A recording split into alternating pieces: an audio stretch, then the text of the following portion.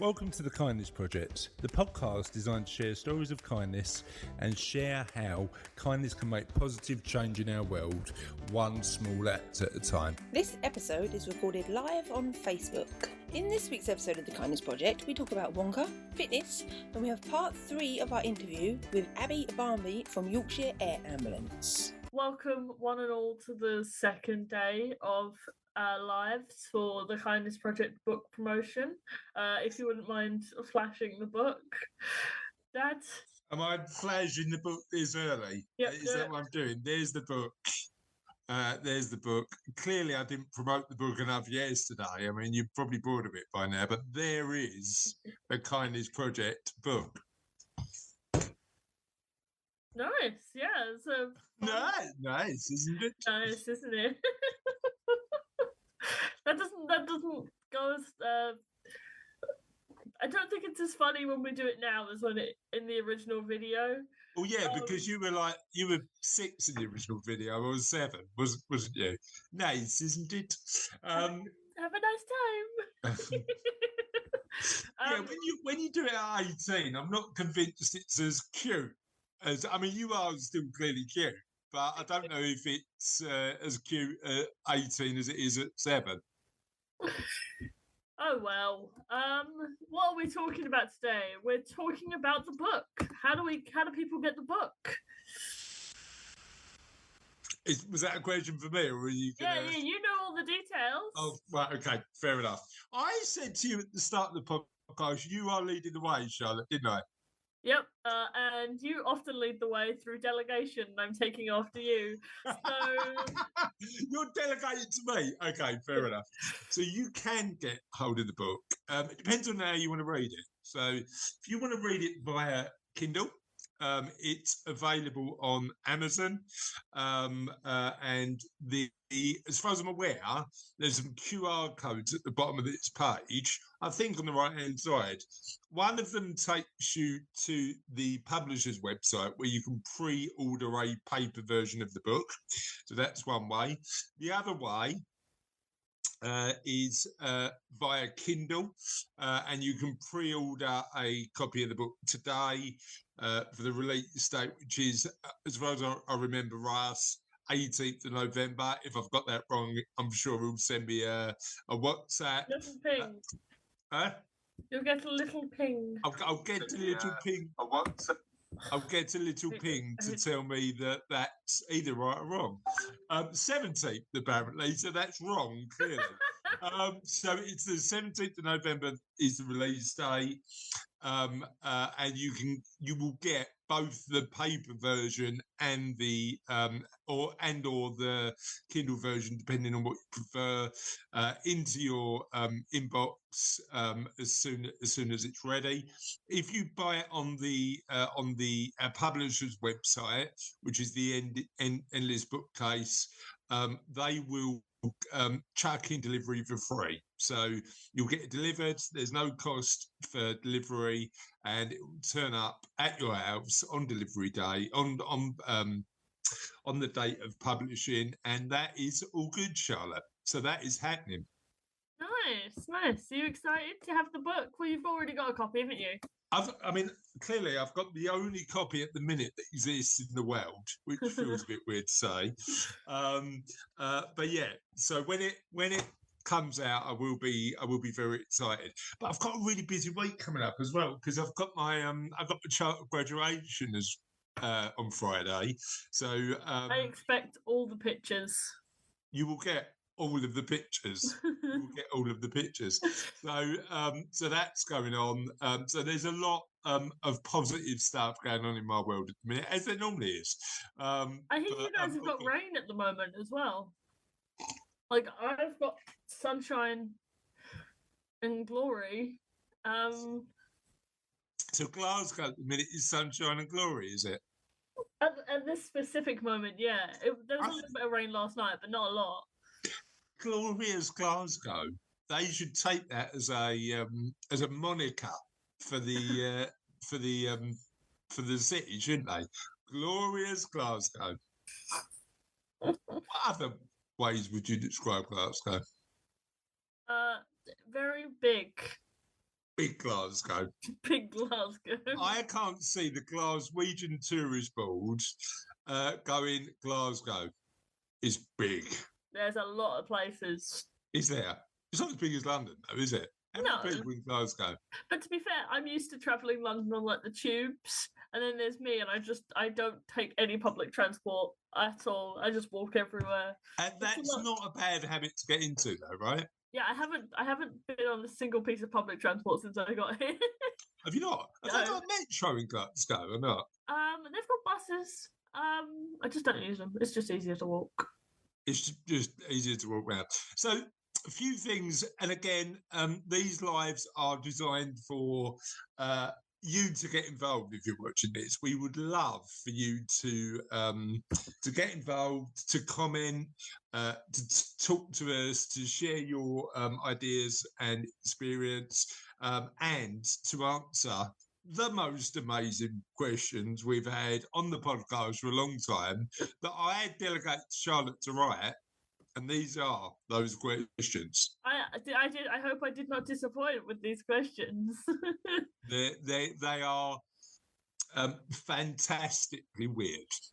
Well, that's what you asked for, because we've had a lot of stuff before, and like, you know.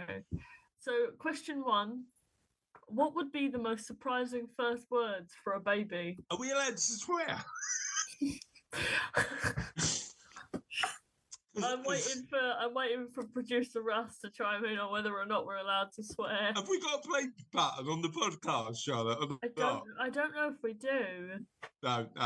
So, I mean, a swear word would be a rather surprising word for a baby to say as their first word, wouldn't it? Yeah, absolutely. Or the word onomatopoeia. Is that a ping from producer Russ, or whether or not we can? Apparently, I've got a ping. I've been pinged.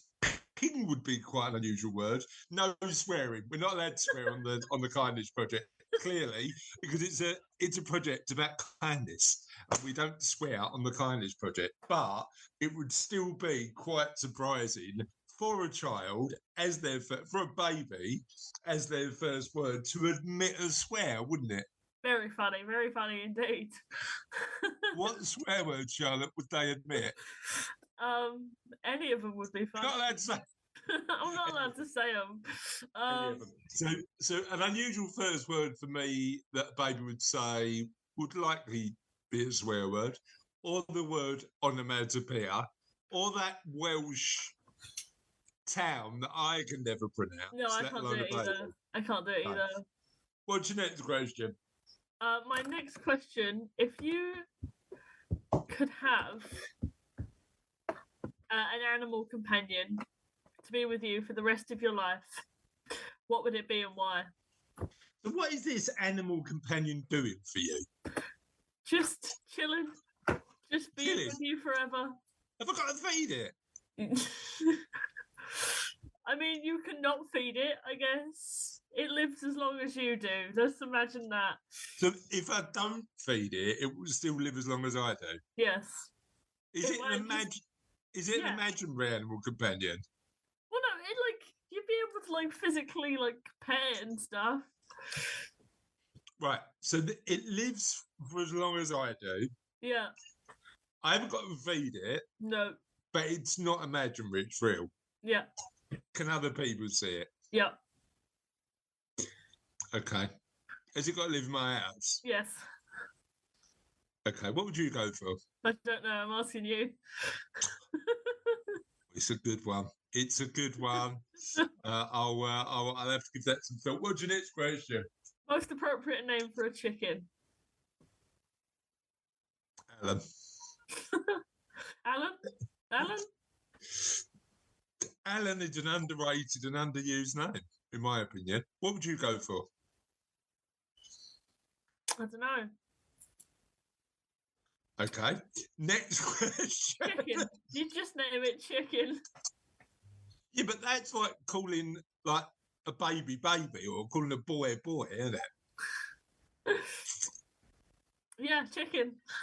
Chicken. Well, she's sticking with it. She's not changing her mind on that ridiculous chicken idea. You could call it a different animal.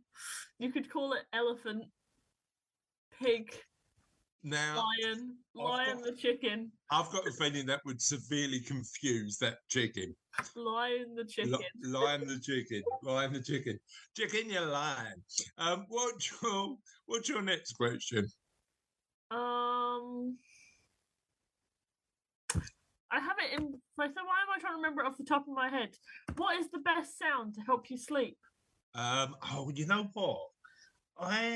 I've been trying different stuff with this. Okay, so I tried like rainforest sounds. I tried rain. I tried like soft, low key music with a rain background. I've tried everything, and you know what? For me, is the easiest way to fall asleep. Podcast or talk radio, and I don't know why. It's such a amazing way to just fall asleep. What is it for you? There's a fountain outside my window currently that's quite soothing. How is it? I'd say so you don't have any music on or anything like that, just the sound of the fountain. I'd say a podcast, but I used to listen to podcasts and then wake in the middle of the night, in the middle of the story, and be really confused. Yeah, I know, I get you. Or like in the middle of a conversation and be like, what is going on? I put a podcast on once, and it was a fiction podcast, and I woke in the middle of the night because the podcast was making the sound of gunshot. Oh no, yeah. So it was like... I suppose if it's like conversational podcast, you're never going to get that, are you? But if you're listening to a drama on a podcast, you might get a different thing. Okay, so Russ will give us an update in terms of who's watching. If you are, hello. Make sure you leave us a comment and you let us know you're definitely watching. And you need to answer the questions of the podcast, which are: what is the most surprising first words for a baby? If you could pick an animal companion to be with you for life, it lives for as long as you do, and you haven't got to feed it, but it is real and it does live in your house. I don't know who's come up with those rules, but that's a rule. What animal would you pick and why? And what would you call it as well? And if it was a chicken, what would be an appropriate name? We need to be aware of that. And then what is the best sound to get to sleep? How about silence? Have you ever tried going to sleep in silence? Because I really struggle with that. Yeah, I do as well. I've tried it and I've managed it, but it's just difficult. Yeah. I'm going to post these questions in the thing for the live. Yeah. So make sure that if you are watching, and Russ will give us an update in terms of how many you're watching and who. I'm assuming on WhatsApp. Please get involved. Please let us know in terms of who's watching and your answers to the questions, and then we can go from there. And if you are tuning in and you're interested in the book, get your phone out, take a photo of one of the QR codes, click the link, and it will take you into either ordering the paper version on our publisher's website or taking you to Amazon where you can order the Kindle version. Now, one thing, and it's weird because I never, ever, Charlotte, thought I'd get into Kindle reading, ever. Yeah. But it does have a place, doesn't it? When we went travelling earlier in the year, taking enough books for 23 days when we were sort of jaunting around Europe was just too much. Like you've got to take, I probably I did 10 books, and dragging 10 paper versions of the book around Europe, I definitely don't want to do that. So Kindles have their place, but what do you prefer, an ebook or a paper book, and where do they fit? See, I like paper books. I would prefer to have a paper book, but I do a lot of reading online of stuff. Like I'm on a lot of the fan fiction sites as well. A lot of them are online. Oh, was that a ping for me or you? Don't worry about the pings. You just carry on talking. Yeah. And like that's a lot easier because with the paper books, you've got to take them out when you get on the public transport, which is where I do most of my reading. Put them away when you. So it's like. But you said earlier you don't do any public transport. I haven't sat down and read a book for fun in a while. I've been doing a lot of like. You're joking. Well, see, I've got to read a lot for my classes anyway, so a lot of it is reading for. So you're doing a lot of work stuff, yeah? I'm reading for work rather than reading for pleasure. Like I've been trying to get through. I read the books for my lectures, but I've been trying to get through the Iliad, and it's just like. Yeah, I'm not being funny. I'm really enjoying it, but it's just like I don't have the. It is. I found the Iliad really hard going. I found the Iliad really hard going, but there was a. It's not that difficult. It's just finding the time for it.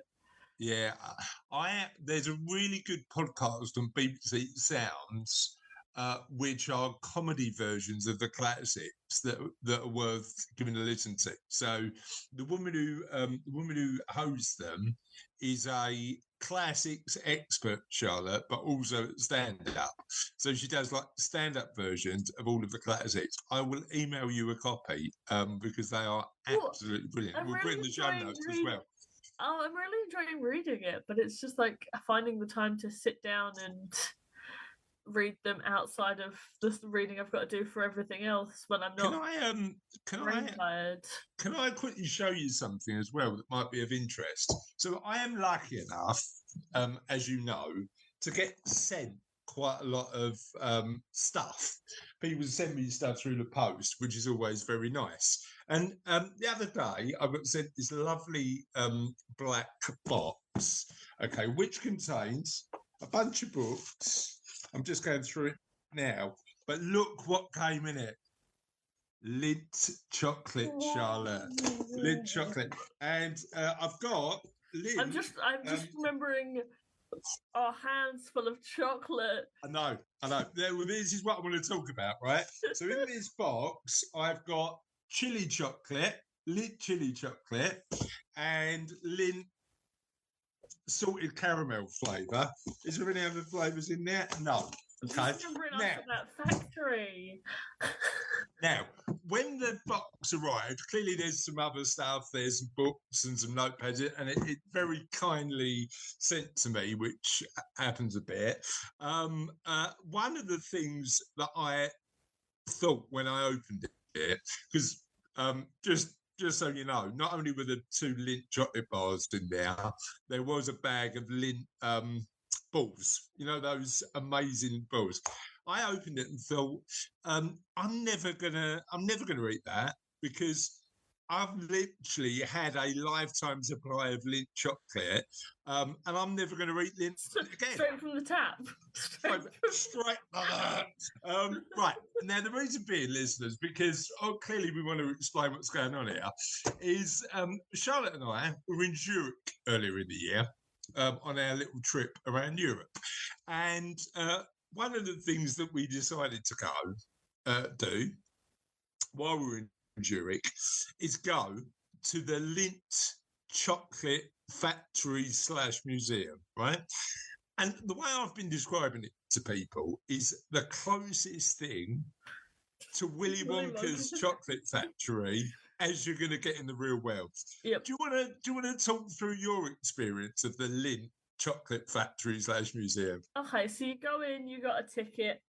They give you a ticket. They tell you keep hold of the ticket. Is it a golden ticket? It might as well be. I think it is. And you go in and you go up these stairs and they give you this like thing. You put it near your ear and it will explain all the stuff you put it near. It's so weird having a visual medium and people actually be able to see the way my hand gestures are going. But then you go through all this stuff and it's like, here's how the chocolate was transported from here to boring. Here. Get to the good bit. But get to the good bit where you get to. Oh, go on. The history wasn't the good bit for you? Damn, okay. Understand.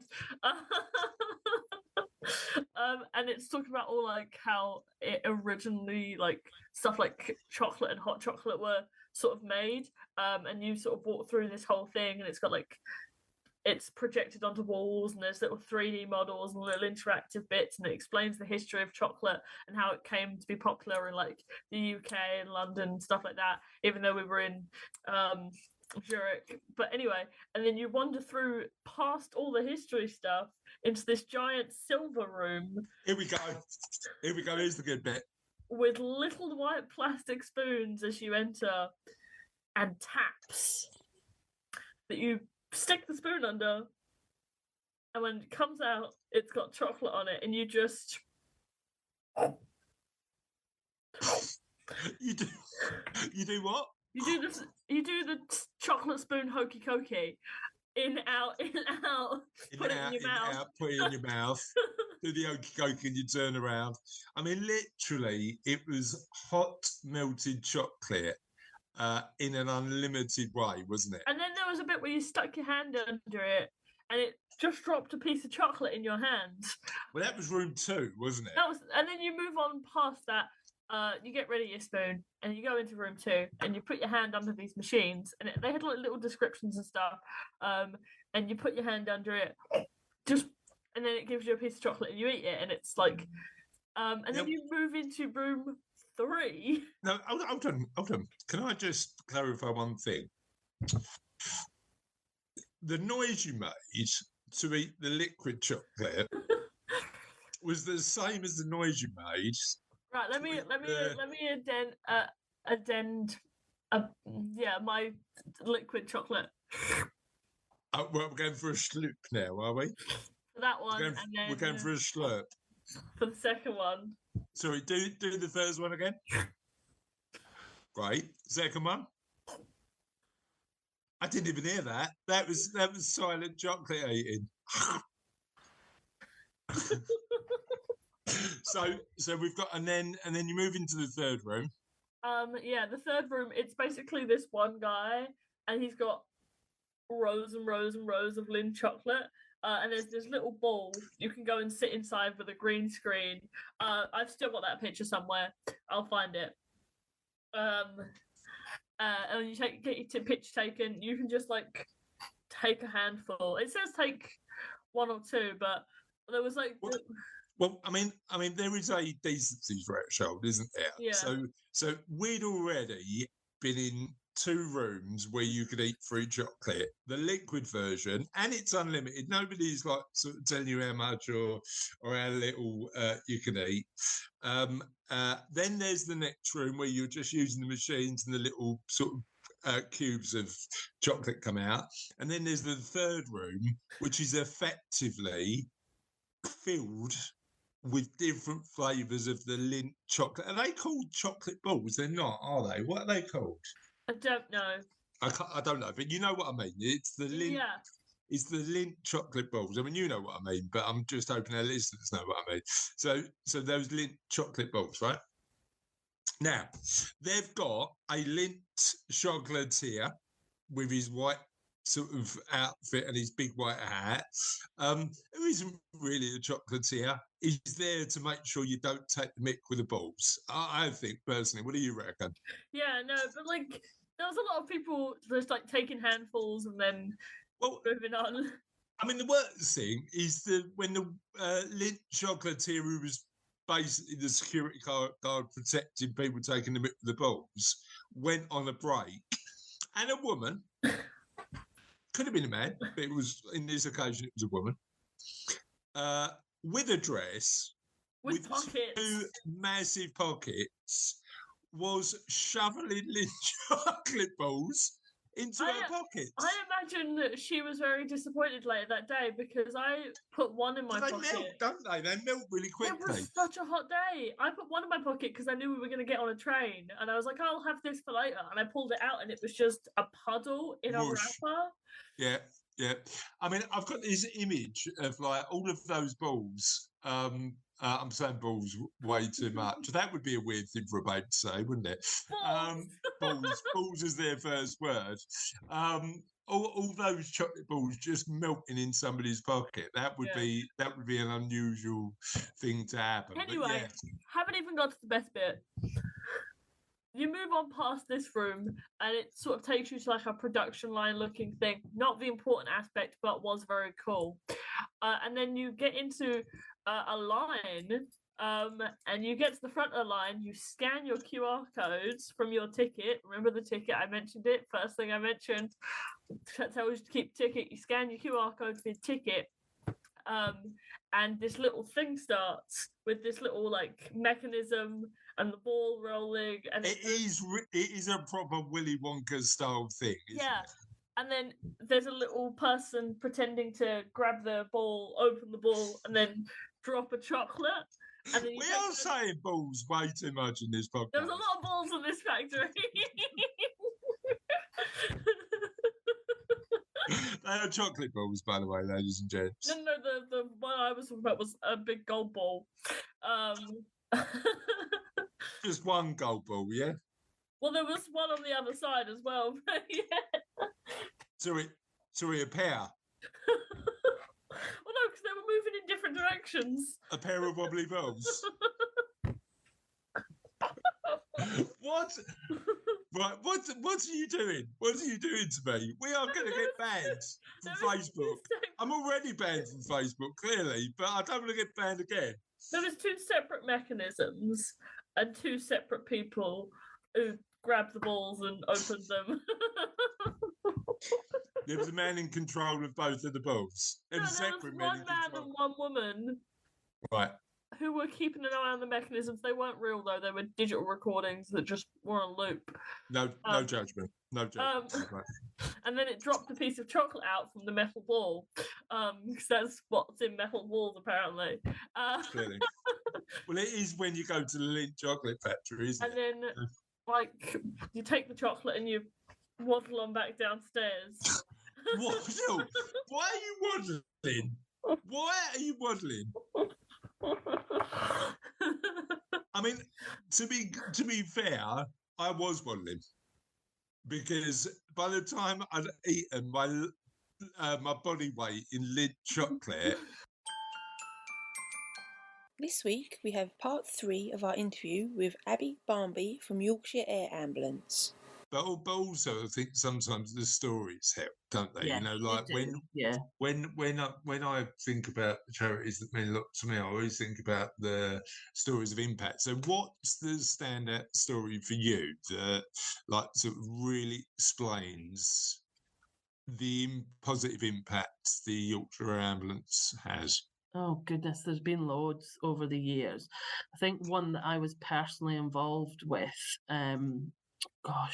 he was only a young child at the time, and I think he's in his 20s now. So his accident will have been over 10 years, maybe about 10 years ago. And he was a really young, sporty lad. He was in Huddersfield, and he'd just been dropped off from his rugby training, and the end of his road was on a bend, and he'd gone across the road to get home, and a car had come flying around the bend and completely took him out. And we went and ironically, there was somebody looking down on this lad this day. Callum, he was called. It has really serious head injury, really, really serious. But one of our consultant doctors lived in the next village and had seen, so he'd buzzed down in his car before the helicopter had got there and started treating him, and he was flown up to Leeds General Infirmary. There's a big helipad on the roof up there. So how did the doctor know about the incident? Because he was on call. So I'm not sure the technicalities, but he was alerted to it. He was on call that night, so he was able to go around in the car, and then he ended up flying up to Leeds with him. It was touch and go. They didn't think Callum was going to pull through. I remember he was on Helicopter Heroes, it was at the time, our programme, and they'd had to remove a big section of his skull because his brain swole up that much. I remember his mum, Christine, saying basically they'd said that if he did survive, he was going to be in pretty much a vegetative state for the rest of his life, and his outlook wasn't good. And there was many a times I think they expected him to pass away, and he didn't. He pulled through, and he learned to walk, he learned to talk, he had to learn to do everything again. And Christine, his mum, and his dad Andrew, and the family were unbelievable. And they came to our old base at Leeds Bradford Airport to meet the crew and meet Jez again, the doctor. And from then on, they just started fundraising and supported them with quite a lot of events. Christine did all sorts of, her drive was unbelievable. And Callum just continued to improve and get better and get better. And seeing your mum do that as well, and you know, I think the natural thing when you're a parent is to look at it from the perspective of, you know, being grateful that something like that hasn't happened to your kids, but also what would you do? And hopefully you'd want to give back a bit, right? And it sounds like she's done that. It was unbelievable. And I think I bumped into her a few weeks ago. We were out for a meal and she said, I know you from somewhere. And I said, oh my God, Christine.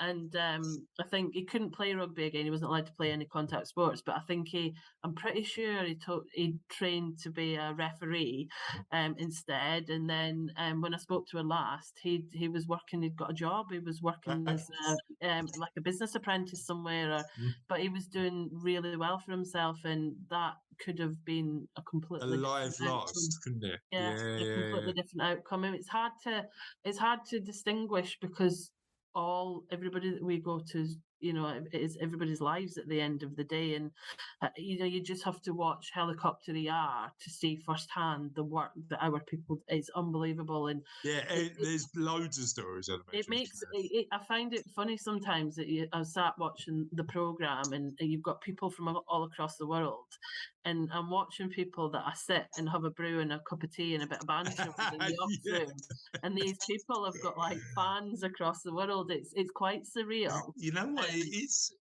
I mean, that's one of the things about doing anything, though, isn't it? You know, it's like you don't sometimes, as you say, it feels ordinary, and you don't appreciate the impact of it. No.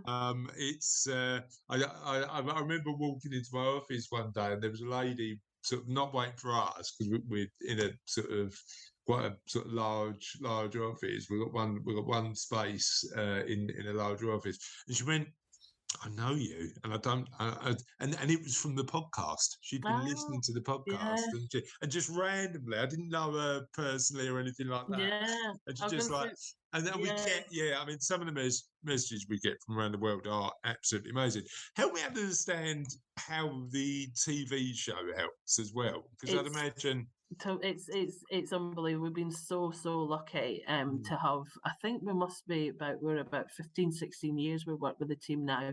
Started off through the BBC, and it came on the back of Richard Hammond's crash, because obviously crashed at Elvington, and we airlifted him to Leeds General Infirmary at the time. And then BBC Yorkshire ended up devising a bit of a pilot programme, and that's how Helicopter Heroes was born. And Richard fronted the first series, and then Rav Wilding took over. And then, in 2014, I think it was, the BBC decommissioned the series, which was absolutely devastating for us. But the two producers kind of left the BBC at that point. Independent. Basically set up their own production company, and then Helicopter ER was born out of that.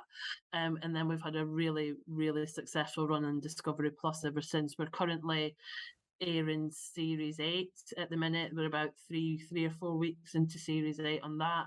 And for us, it's money can't buy publicity. To be able to showcase the work firsthand and people see the impact that our service has, not just for Yorkshire Air Ambulance, but to show people the impact that the air ambulance service in general has. So I really hope that, you know, the other air ambulances benefit from people being able to relate our work to what their local air ambulance does as well. And I think that's really, really important. I mean, what misconception do people make? You know, when people watch the show or they talk to you or somebody in your team, and they go, "Oh, I didn't realise that." What is that one thing that they sort of? Oh goodness me, I don't. There's never really much. Mostly about the funding is the big thing. People think, "Oh, I didn't realise that you were." It's more the funding. It's not so much. I wouldn't say on the medical side of things, because people get that, when the air ambulance comes, it's usually extremely serious. Yeah, gotcha. And there's usually a bit of a life and death situation going on, or something else. So it's but people are just so interested and grateful. Yeah.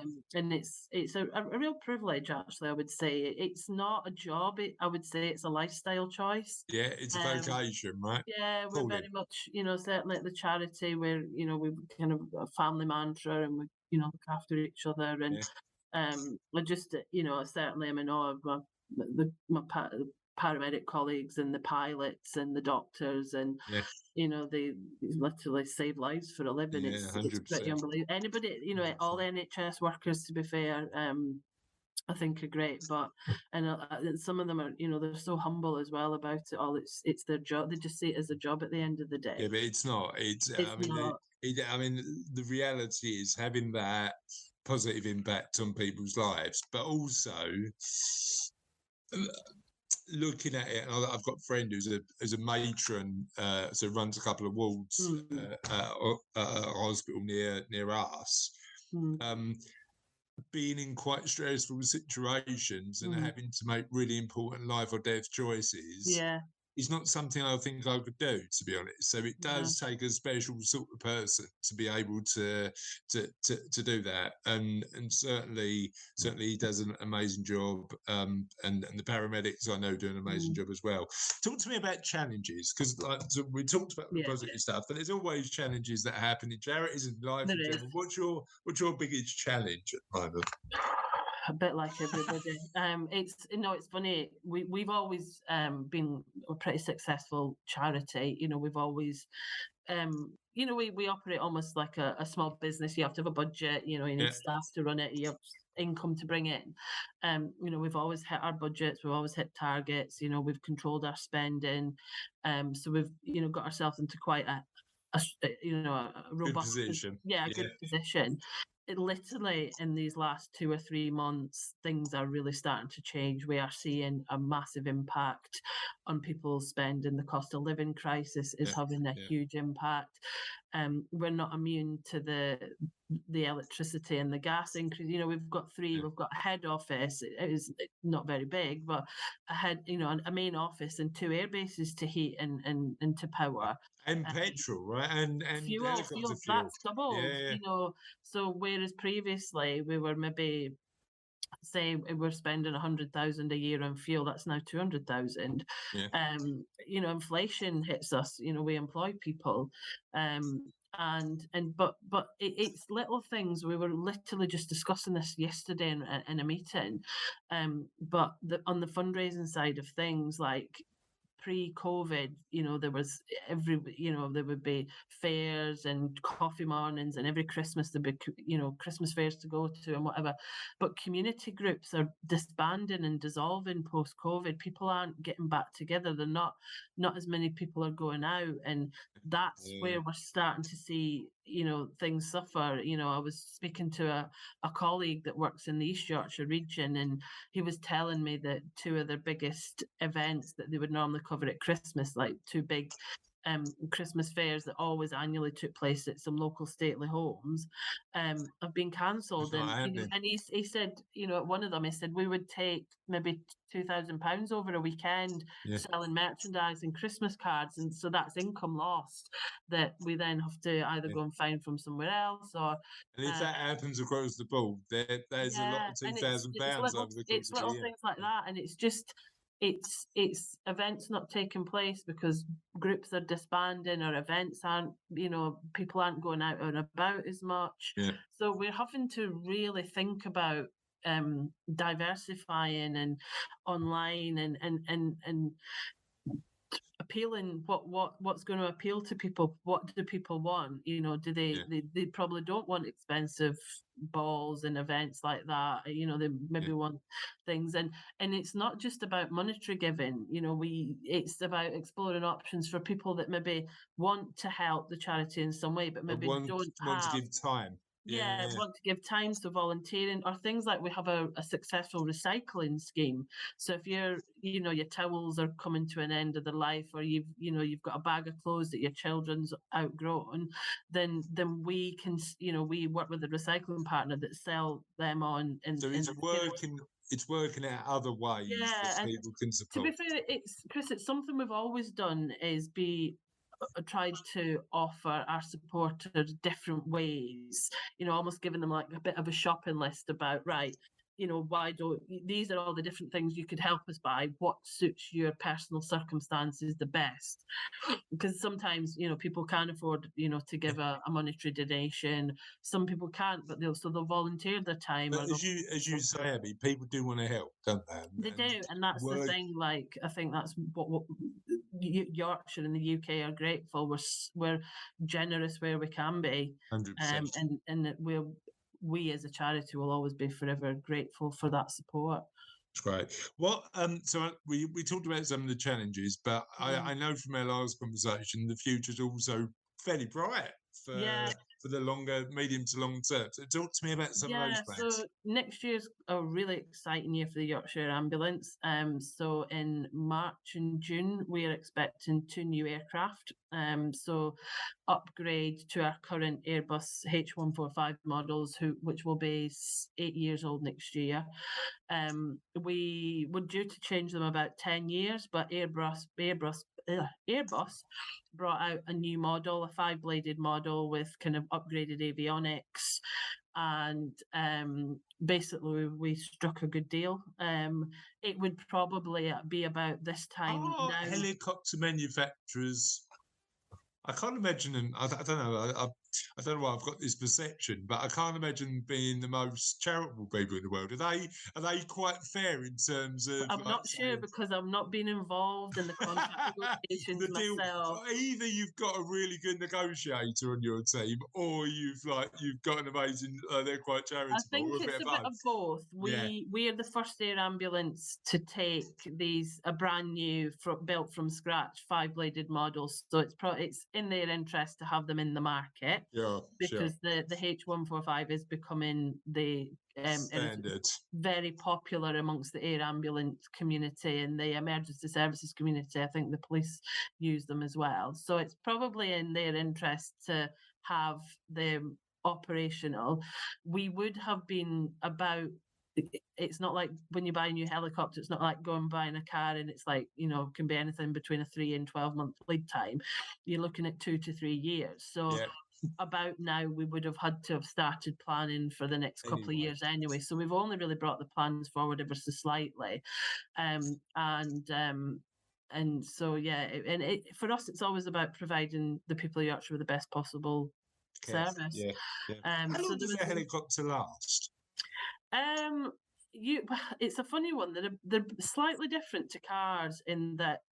So our old models, the shells I think were about 20 or 30 years old, but the engines were maybe only about 12 months old. The parts they change the parts regularly, but realistically, we plan to keep ours for about 10 years and then change them. So when we get these ones next year, you're probably looking about 2034. But we'll be starting to save now for them. Planning longer term. Well, as a financial planner, it's good to see that the charity's got a good long-term strategic financial plan. We've always taken a very prudent approach to financial planning. Yeah, it's good. You can't just kind of knock 50 million quid out of nowhere, really, can you? So you're probably better off having a longer-term plan to accumulate that. Yes, exactly. It's a weird one, though. I mean, when you said that, the thought that came up, Abby, and have you ever seen Only Fools and Horses? Yes. Do you know the phrase "triggers broom"? Do you remember that? I've watched it, but it might just be periodically. So there's a joke where Trigger, who's the street sweeper guy, said, "I've had this broom, Rodney, for 30 years, I went, blimey, you've had the same room for like 30 years. He went, yeah, I've changed the top 12 times and the stick 4 times, but Yes, I do. Yeah, do you know what I mean? Yeah, So yeah. when you said about that, like sort of the helicopter actually just like evolving every time, I just thought like, it might be a completely different helicopter to the one you originally bought. Interesting. Right. We're coming to the end now. It's been an absolute pleasure. Thank you. It's been lovely to come on. It's my first foray with the podcast or anything like that. How did you find it? It's been good. I mean, people usually want to speak to our paramedics or the pilots or the doctors because they do the exciting side of, the front end facing. So it's been nice to come on and speak from a charity perspective, actually. Yeah, you've done an amazing job. Thank you. It's been really good. I've really enjoyed it. Thank you. Can you tell us a little bit about where people can find out a bit more about the charity? Yeah, so we've got a really great website, which is yaa.org.uk, or you could just Google Yorkshire Air Ambulance. We are massively active on social media, so you can find us on Facebook, Twitter, Instagram, and LinkedIn. We are extremely active. We post very regularly all sorts of stuff, fundraising events, what goes on behind the scenes. So if you are interested, do give us a follow. And give us a like. We're always glad to welcome people into the YA family. Great. Thank you so much. Have a lovely day. Cute. Yes, you too. Thanks, Chris. That was part 3 of Abby's interview. More next week. And I'd gone, you know what? The day started really helpfully, didn't it? Because we went, all right, okay, should we get up and go for a swim? Because, I don't know if any of our sort of viewers or listeners have been to Zurich. It was my first time in Zurich this year too. And Zurich has got an amazing lake, not a million miles away from the town centre, and you can swim in the lake. And the lake is, when we went in July, weather was brilliant. We swam in the lake. You can see the mountains from the lake. Charlotte had a little sort of panic attack as she jumped into the lake, but she was all good. Look, but I do not like the idea of drowning. It's not a thing. I wouldn't let that happen to you, darling, unless there was somebody giving away unlimited chocolate a little while away. I might be tempted to. But the reality is, we did something really healthy because we went swimming in the lake and it was lovely and it was an amazing experience. And then we ruined it all that proper healthy behaviour by eating our body weight in Lindt chocolate in the afternoon. To be fair, by the time we got back to the place we were staying, I felt like I'd sweat all the chocolate out of my body. It was that hot that day. But you know what was bizarre, right? And this is a weird thing. We'd eaten all that chocolate as part of the ticket price. We went into the shop and we did get some chocolate to bring home to Mum and Soph. Now, clearly we didn't need any more chocolate, did we? No. What did you persuade me to do? I don't remember. Go to the shop and have a hot chocolate. No, that was on you. That was your idea. Was it? Yeah, because I felt sick by that point. You still drank your hot chocolate though, didn't you? Yeah. I paid for it. Pay for it. If you paid for it, you've got to have it. You know, if you pay for it, you've got to have it. Yeah. Right. Okay. So we haven't had any answers for the question of the podcast yet. If you are watching, please do answer the questions. And they are, just to be clear, what would be the most surprising first word for a baby? If you could pick an animal companion to be with you for life, what would it be and why? What's the most appropriate name for a chicken? And what's the best sound to help you sleep? I think I've decided on my animal companion. Go on then. Pigeon. And what would you call the pigeon? No, I've had some time to think about it. I'd call it Mischief. Okay, why? Because it's cute, and you could just call it the Chief.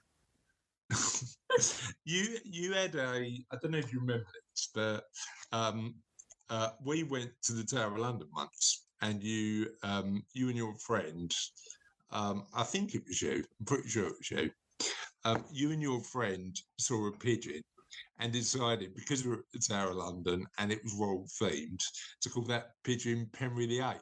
Do you remember Oh, that? the very round pigeon, yeah. It was a round I love pigeon. pigeons, man. Yeah. They're so cool. Are they? So you'd pick a pigeon. Pigeons are messy, aren't they?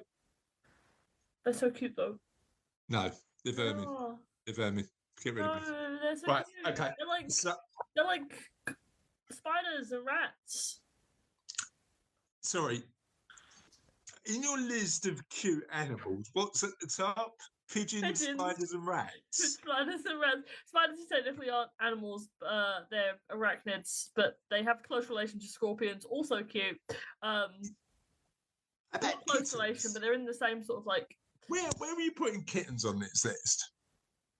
Kittens are cute, just not as cute as pigeons and crows and ravens.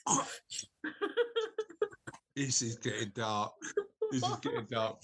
Please save me if you're listening, listeners, and let us know what your animal companion would be. Hopefully, I mean, it'd be hard not to, but hopefully it'd be cuter than a spider. Right, let's talk a little bit about spiders. They're so cool. Let's talk a little bit about the book, okay? Because I wanted to share a couple of things contained in the book. So, if you don't know about the book, and if you don't yet, clearly I'm not doing my job particularly well. Charlotte and I have been hosting a podcast for now nearly 5 years. And it came from my dissatisfaction of turning on the news, turning on the telly, and see all I saw was effectively bad news in the world. I mean, and I know that sells. I know that, you know, sort of that negativity bias in all of us means that we focus on bad news. But I just wanted to make sure that there was something positive out there, and we were celebrating people who do amazing stuff in the world. On top of that, I just wanted an excuse to have some random chats with my daughter, which we've definitely done. We've definitely done over the past 5 years. So I decided that what I'd do is I'd start a podcast and we'd interview people, and the idea is that guests could come from any walk of life, any perspective, but they've just got to be doing something amazing that contributes to the world. We'd call it the Kindness Project, and we'd see what happens. And what we've been lucky enough over the past 5 years to do is to, number one, build an amazing audience of listeners. We've had hundreds of thousands of downloads of the podcast. We've been voted Spotify's fourth happiest or third happiest podcast in the world, and loads of really great stuff has happened. We've had some amazing guests on the podcast over the 5 years, including people who've got shows on Netflix about kindness, and people who are kind in business, people who run amazing charities and organisations, a wide range of people doing just fantastic stuff, both locally and nationally in their communities to support others. But also I'd learned a lot. So I'd learned a lot from just interviewing amazing people, and I wanted to share some of those lessons that I'd learned, and therefore I wrote a book. Now, in episode 1, I said that was my intention, Charlotte, but clearly I've been super lazy because it's taken me 5 years to get to a point where the Kindness Project. I think between when you originally started and when you started writing the Kindness Project book, you started writing a dystopian sci-fi novel at one point. Still on the list. Still and on I the was list. Like, what happened to the Kindness Project book? What happened to the book about the Guinness record holders as well? That's no, still on the list. Still on the list. Right, my next one is going to be a workbook. The next one is about my mission to become a Guinness World Record holder. That isn't going anywhere. I've just got to get a Guinness World Record on your own rather than as a giant collective. Well, I've got a Guinness World Record, haven't I? I've got. What do you mean? It's What do you mean? questionable. It's questionable. You're part No, of a it's large not questionable. I've collective. got the certificate in the garage. It's there. Yeah. Okay.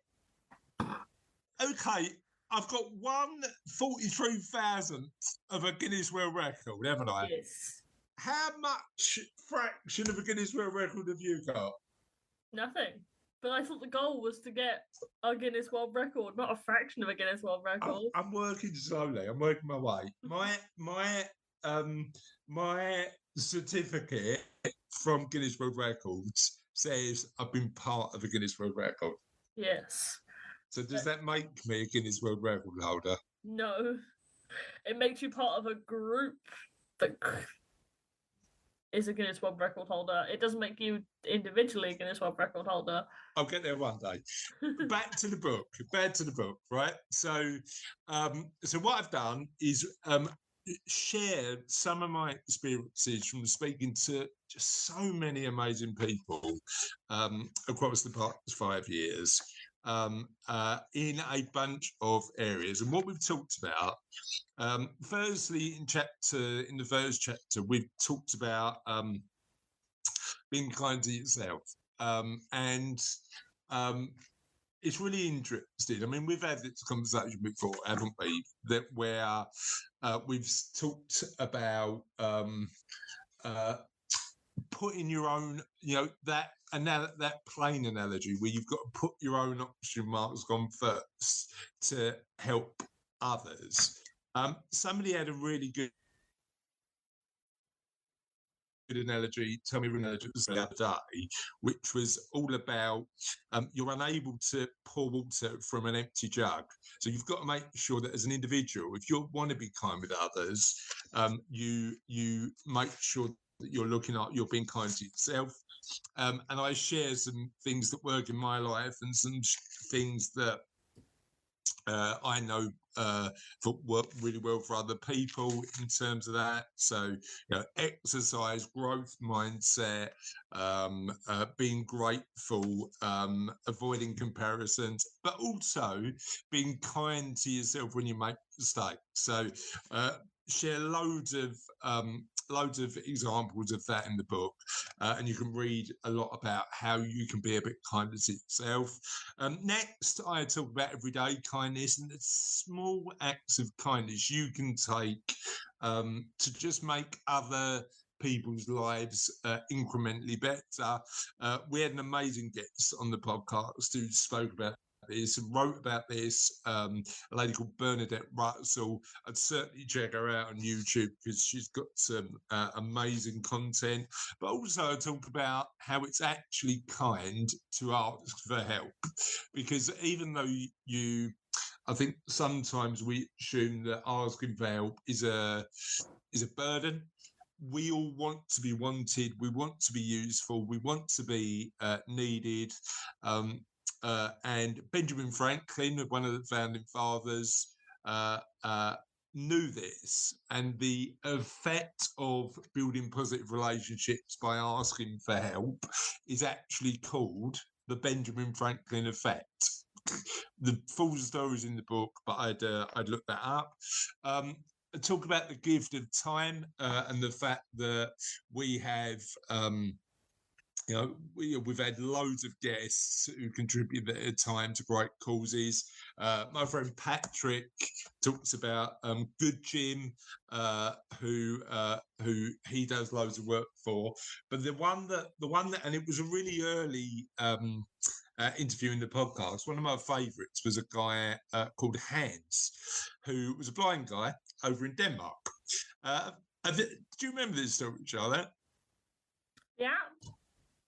Yeah, the app. Yes, it's called Be My Eyes, right? Yes. So the origin story of the app is amazing because Hans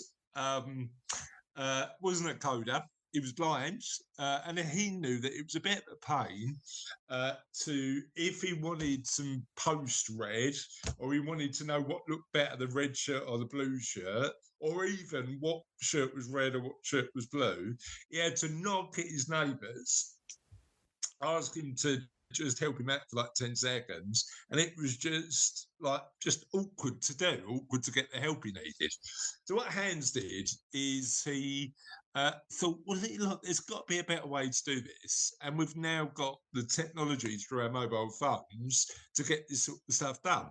So Hans, not being a coder, but quite a resourceful fella, decided that he was going to go to a actually he's from Copenhagen, and he saw in his local local guide that there was a coding exhibition at one of the centres that connected coders with people who wanted coding done, and it was €50, and it was free beer.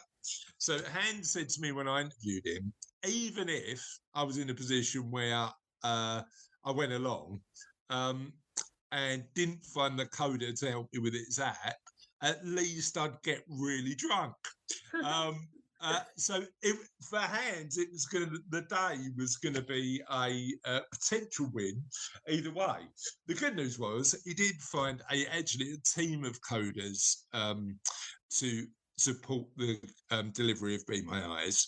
And now, a few years later, when we interviewed Hans 4 years ago, something like that, it was one of the early guests on the podcast. Hans now helps millions of people every year with supporting them to just make those decisions. And what the app does, it pairs volunteers with people who need their help. As soon as somebody needs their help, it pings on a volunteer's phone, and they can choose to just pop in to support that individual at that particular point in time, just for like 30 seconds or a minute to make them make the right decision. So I'm really like sort of giving the gift of time is all about how we can all use that time to support other people. Then we talk about charity and what you can do with charity, and I talk about my marathon, the marathon run I did, the stuff that you can do that effectively tick stuff off your list, but also allows you to raise fantastic amounts for amazing causes. Talk loads about that.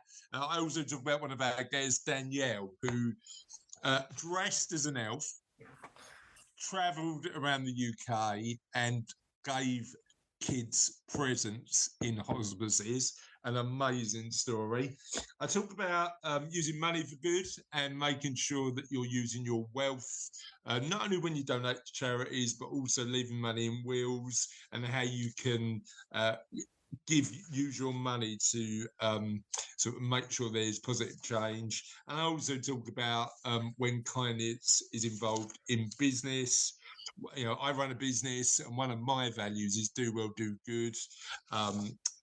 And the important thing is making sure that in our lives, you know, I think the best way I've ever heard it described, Charlotte, is a client of mine who said to me, Chris, I want to make sure the world is a bit of a better place when I leave it than when I came in. And there's an aspiration. I don't actually think that's a bad one. And we can do that in all aspects of our lives, including work. And I also talk about the science of kindness. So I talk about the fact that the reality is kindness is incredibly selfish, because it does make us feel better.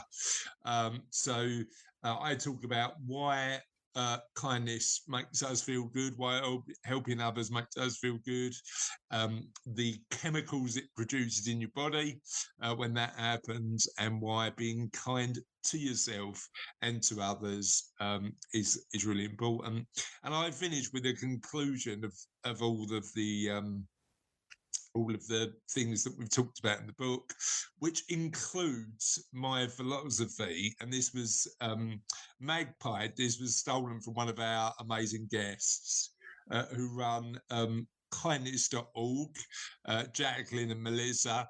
who talk about the fact that if we were all about 10% kinder, the world would be a better place. So what do we need to do to be 10% kinder? So that's what's in the book. That's what I'm super proud of writing, and super excited that you're going to get your copy. I suppose now I've talked it all through, you haven't got to read it. That's the problem. That's just what I was thinking. You're giving away all the secrets. Well, I mean, there's so many. I mean, like, what I've given you is a headline of what's in the book.